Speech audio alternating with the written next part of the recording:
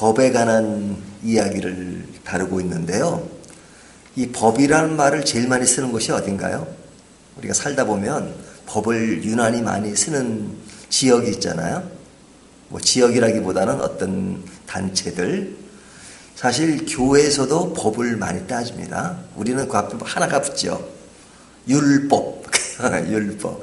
구약성경을 이야기할 때 율법. 또 시편을 보면 말씀을 이야기할 때 율법을 묵상하며 하며 율법. 그죠? 그러니까 이 법이 참 많이 나옵니다. 근데 우리가 참 괜찮은 사람을 말할 때 이런 이야기를 하잖아요. 저 사람은 법이 없어도 살아. 그런 얘기하죠. 그 이야기를 반대로 이야기하면 법은 잘 살지 않는 사람, 괜찮게 살지 않는 사람을 제어하는 수단이다 하는 것을 전제로 한 거죠. 그래서 이 법이라고 하는 것이 좋은 것이냐, 좋은 것이죠. 뭐 성경은 율법에 대해서 이야기할 때 이렇게 하잖아요. 율법은 거룩한 것이니 이렇게 얘기하잖아요. 그러니까 법 자체는 중립적이에요. 그렇죠? 이게 좋고 나쁜 것을 따지는 것이 아니고 중립적이란 말이죠. 돈 자체도 중립적입니다. 그래서 돈 자체가 나쁜 것이고 좋은 것이 아니에요. 돈을 사랑하는 것이 악의 근원이 된다 이렇게 말하잖아요.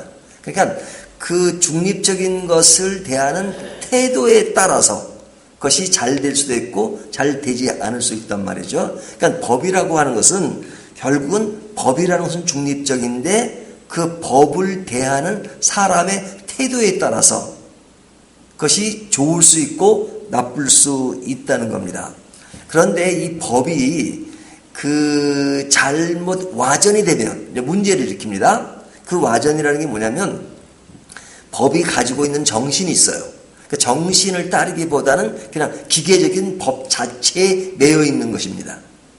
그러니까 이제 오늘 본문에 보면 이제 법에 대한 이야기가 나오는데 이 바리새인들과 서기관 중 몇이 그러죠. 그러니까 이 바리새인들과 서기관 이런 사람들은 굉장히 법을 좋아하는 사람들이에요. 근데 그들이 따지는 법이 뭐냐면 이제 음식을 먹을 때 이제 손을 씻어야 된다는 거죠. 근데 음식을 먹을 때 손을 씻는다는 것은 굉장히 좋은 거잖아요. 법을 떠나서 손을 안 씻으면 그건 위생적이지도 못하니까 손을 씻는 것이 중요합니다. 그리고 아이들을 교육할 때 손을 씻어라. 뭐 음식 먹을 때는 아니라 요즘 같은 경우는 특히 더 하죠. 꼭 나갔다 들어오면 손을 씻고 아주 수시로 손을 씻는 이야기를 합니다. 자, 손을 씻는 것은 좋은 일이에요. 하지만 이제 어디에서 이제 문제가 생기냐면 손을 씻는 것을 법화시킬 때 반드시 손을 씻어야 돼. 안 씻으면 제재를 가할 거야. 안 씻으면 잘못된 거야 하고 이제 그것이 법화될 때 이제 그 의도는 법화시키는 것은 좋은 의도로 사람들이 손을 씻도록 하기 위해서 했지만 그것이 시간이 지나면서 그 법 자체에 집중해버리면 그 정신은 사라지고 법 자체에 집중해버리면 이제 이상하게 되어집니다. 그러니까 자 이스라엘 사람들이요 이제 어디를 가든지 이제 손을 씻어야 돼요. 근데 귀찮잖아요. 근데 법 조항에 손을 씻으라고 하니까 어떻게 하냐면 씻는 흉내만 내는 겁니다. 그러니까 이제 이스라엘 집에 들어가면은 이렇게 물동아리가 있잖아요. 옛날 성경시대 보면 그러면 손을 이렇게 아주 깨끗하게 뭐 씻는 게 아니고 그냥 살짝 손만 담궈요. 그것도 처음에는 손을 왕창 담궈요. 하여튼 그것도 귀찮으니까 나중에는 이 손가락만 이렇게 하는 그러면서 손 씻었다고 생각하는 거죠.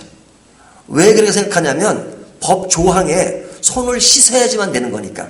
안 씻으면 안 되니까. 그러면 당신 손 안 씻으면 법적으로 위반되는 거야. 이러면 나 손 씻었어. 물 담갔거든? 그렇게 된단 말이죠. 자, 그렇게 되다 보면 또 다른 법이 생겨요. 또 다른 법이 뭐냐면 그러면 손을 얼만큼 담궈야 씻는 거냐? 라는 것이 생긴단 말이죠. 그것이 뭐냐면 장로들의 전통이에요. 오늘 보면 장로들의 전통이 나오잖아요. 장로들의 전통은 뭐냐면 율법이 굉장히 많아요. 구약 성경에 보면 그 법에 법을 더한 것. 그러니까 장로들의 전통이 생기는 겁니다. 그러니까 안식일을 지키라. 그러면 그 장로들의 법은 뭐냐면 그러면 안식일을 지키는 것이 어느 정도냐? 그냥 그 걸을 때 몇 걸음 정도 걸어야 되느냐? 이거 따진단 말이죠. 그러면 최소한 몇 걸음만 걸으면 돼. 거기까지는 괜찮아 하고 법을 또 만들어요. 그것을 뭐라고요? 장로들의 전통. 이것이 오늘 본문에 나오는 겁니다. 제가 다 읽지는 않습니다. 법이 있는데 장로들의 전통이라는 것이 나와요. 그러니까 이 바리새인들과 서기관들이 예수님의 제자들이 그 손을 씻지 않는다고 너희들은 장로들의 전통을 지키지 아니했다 이렇게 말하잖아요. 그러니까 이들이 아주 그 법에 민감한 사람들입니다. 근데 법의 정신에 민감하기보다는 법 자체, 그러니까 법이 돼버린 겁니다. 그러니까 법이 그냥 가장 우위에 선 거예요. 법은 중립적이고 좋은 것을 위해서 있는 것인데 그것은 사라지고 그냥 법만 남은 것. 이제 이것을 이야기하는 겁니다. 자, 그렇게 되면 사람들이 어떻게 변하느냐? 5절부터 13절까지 이야기입니다. 여기 보면 5절에 장로들의 전통을 준행하지 아니하고 부정한 손으로 떡을 먹나이다라고 이 바리새인들과 서기관들이 예수님을 고발하잖아요. 그러니까 6절 이르시되 이사야가 너희 외식하는 자에 대하여 잘 예언하였도다 그러죠. 자, 그렇게 생각하는 사람들을 뭐라 그래요? 외식하는 자, 외식하는 자라 그래요. 예수님이 구약성경 이사야를 근거로 해서 너희는 외식하는 자로다 그래요. 그 외식하는 것이 뭐예요? 법의 정신은 사라지고 그냥 법 조항에 따라서 딱 봐다가 저 사람 손 씻었나 안 씻었나 요것만 따진단 말이죠. 근데 그것이 옛날에만 있는 이야기가 아니라 오늘날에도 그 법에 대한 인식이 잘못되어 있으면 그렇게만 따져요. 이렇게 특별히 안 좋은 상황에 있는 곳이나 특히 싸우는 교회들 가보세요. 늘 법 그러잖아요. 그래서 교회에서 무슨 맨날 회의만 하고 뭐 하는 것이 좋은 게 아닙니다. 이것은 뭐 회의를 거쳤어 안 거쳤어 맨날 그런 거 따지는 교회는 그게 건전한 교회가 아니에요. 건강한 교회가 아니에요. 건강한 교회일수록 사실은 그런 것들이 필요가 없을 정도가 느껴져야 돼요. 나라 예를 들어서 안 됐지만은 영국은 법 조항이 거의 없는 나라예요. 법을 지키면 법 조항을 자꾸 만들 필요가 없어요. 하지만 사람들이 법을 자꾸 안 지키면 안 지키는 것에 대한 법 조항을 자꾸 만들어야 돼요. 그러니까 법이 많아져요. 법이 많아지면 법이 발전해요. 법학이. 하지만 법학이 발전된다 그래서 사람들이 법을 잘 지키냐? 아닙니다. 법 조항이 별로 없는데 법을 잘 지키는 지역이 있는가 하면 법 조항은 잘 됐고 법은 잘 됐는데 사람들이 법을 안 지켜요. 그럼 어느 게 난 거예요? 그러니까 그 법이라고 하는 것이 그 잘못되어서 외식하는 것으로만 남으면 참 문제입니다. 그러니까 여기 외식하는 자들이라고 이야기했잖아요. 자, 외식하는 사람들은 뭐만 남느냐? 형식만 남는 거예요. 형식. 예? 형식만 남아요. 그 형식에 대한 이야기를 이렇게 합니다. 자, 이거는 제 예가 아니라 오늘 본문에 있는 예입니다. 성경에 보면 부모를 공경하라 그럽니까? 공격하라 그럽니까? 제가 어렸을 때 발음이 잘 안 돼가지고 맨날 그 성경, 저희 아버지 어머니가 이제 성경을 이렇게 외우게 하잖아요. 그러면 부모를 공경하라. 근데 이제 발음이 안 되니까 부모를 공격하라.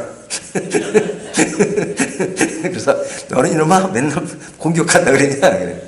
제가 어렸을 때 어렸을 때지 아주 3살, 4살. 말과 소가 구별이 안 됐어요. 말인지 손지 잘 구별이 안 돼요. 이제 공경하라는데 공격으로 돼가지고 부모를 공격하래. 근데 성경에 부모를 공경하라는 말씀이 나오잖아요. 그러면 장로들의 전통이 생기면 부모를 공경하려면 어떻게 공경해야 되느냐 이것까지 나온단 말이죠. 공경한다는 것이 그렇게 무슨 다른 조항이 생기지 않아도 그냥 부모님을 생각하고 부모님을 잘하고 그러면 되잖아요. 마음이 전제되면 그냥 거기에 대한 상세한 것들이 뭐가 그렇게 필요해요. 근데 잘 안 지켜지니까 그런 게 나오는 겁니다. 그럼 부모를 공경하려면 최소한 1년에 용돈 한 10만 원씩 2번은 드려야 된다. 이제 이러면 뭐가 생긴 거예요? 장로들의 전통이 생긴 거잖아요. 장로들의 전통이 생겨요. 그러니까 1년에 10만 원씩 2번은 드려야 돼. 그런데 이제 자식 입장에서 좋은 자식은 괜찮은데 이게 법 조항에 안 내면 부모를 공경하는 게 아니에요. 그럼 10만 원씩 2번을 드려야 돼. 근데 10만 원을 드리기는 싫고 그러니까 좀 법을 빠져나갈 구멍이 없는가. 그런데 법은 늘 빠져나가는 구멍이 있어요. 그것이 뭐냐면 이런 것이 있어요. 하나님께 드린 예물은 부모님께 드린 거와 마찬가지다. 그러니까 하나님께 드린 물건이 있으면 부모님께 드린 것이 같은 것이니까 안 드려도 된다라는 조항이 있단 말이죠. 그렇죠? 그러면 그 자식은 그것을 악용해요. 나는 내가 있는 것은 늘 하나님께 드린 거야. 그러니까 부모님께 안 드려도 돼. 이렇게 말하는 것은 뭐예요? 법을 악용하는 거죠. 이거 제 얘기 아닙니다. 오늘 본문에 나와요. 그것이 뭐냐면 고르반이란 말이 나오잖아요. 고르반. 예? 여기 보면 고르반이라는 말이 그 말입니다. 이 고르반이라고 하는 것은 하나님께 드리면 부모에게 드리지 않아도 된다는 그것이에요. 그러니까 고르반을 행하는 그것을 이야기한단 말이죠. 그러니까 그런 그 외식과 형식만 남아있는 그런 모습. 그러니까 부모를 공경하라 그러는데 고르반을 행했으니까 나는 부모를 공경한 것이다 라고 법을 합리화시켜요. 그것이 뭡니까? 외식, 그 다음에 형식, 그 다음에 말로만 하는 법이 돼버린단 말이죠. 말로만 하는 법이 된단 말이죠. 그래서 어떤 일이 나오냐면 영화 가운데 밀양이라는 영화가 있죠. 밀양. 그 영화 보면 거기 전도연 씨가 이제 주인공 나오는 겁니다. 근데 이 사람 예수를 안 믿었어요. 예수를 믿게 돼요. 그 영화 내용 가운데 보면. 근데 그 아들이 살인범에 의해서 죽습니다. 근데 그 살인자가 누구라는 걸 알게 됐어요. 근데 그런 사이에 이 전도연 주인공은 예수를 믿게 됐습니다.